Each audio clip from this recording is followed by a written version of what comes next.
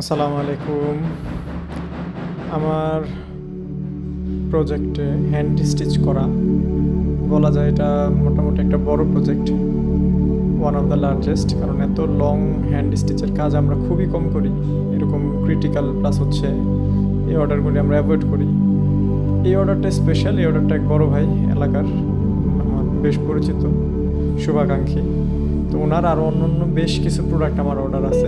ওটার পাশাপাশি ওনার সাথে যখন মিট করতে গেলাম তো উনি এমনভাবে বললো আমি কথাটা ফেলতে পারলাম না, তো বাধ্য হয়ে খুব ইমার্জেন্সি আলমগীর ভাইকে বলে মোটামুটি প্যাটার্ন কমপ্লিট করালাম এবং একটা আইডিয়া নিলাম, কাজটা ধরলাম, এটা আপনাদের সাথে শেয়ার করতেছি।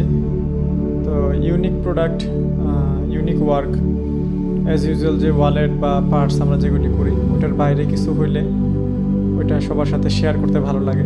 নতুন কোনো প্রজেক্ট হইলে, নতুন কোনো ডিজাইন আর্টিকেল অ্যাড হইলে, তো এই যেহেতু এই প্রোডাক্টটা একটু স্পেশাল, যে কারণে আপনাদের গ্রুপের মাধ্যমে শেয়ার করা। এস কালারটা করা হয়েছে প্যাটার্নের পরে, সেটিং হয়ে গেছে পরে আমরা এস কালারটা করে নিছি স্টিচিংয়ের আগে।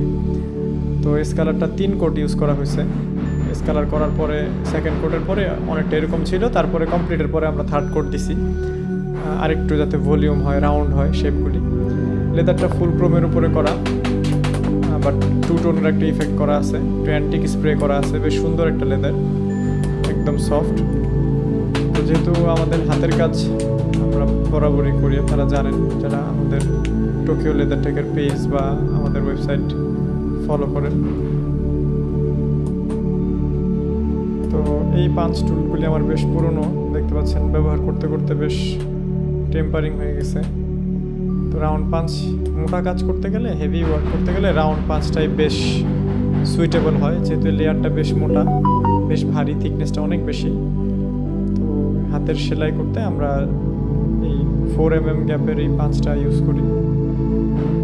স্টিচিংটা আমি ভাবছিলাম হয়তো বা 1 ঘন্টার মধ্যে সেলাইটা শেষ করা যাবে, তো যখন কাজটা শুরু করলাম তখন দেখলাম না, আসলে ব্যাপারটা তা না।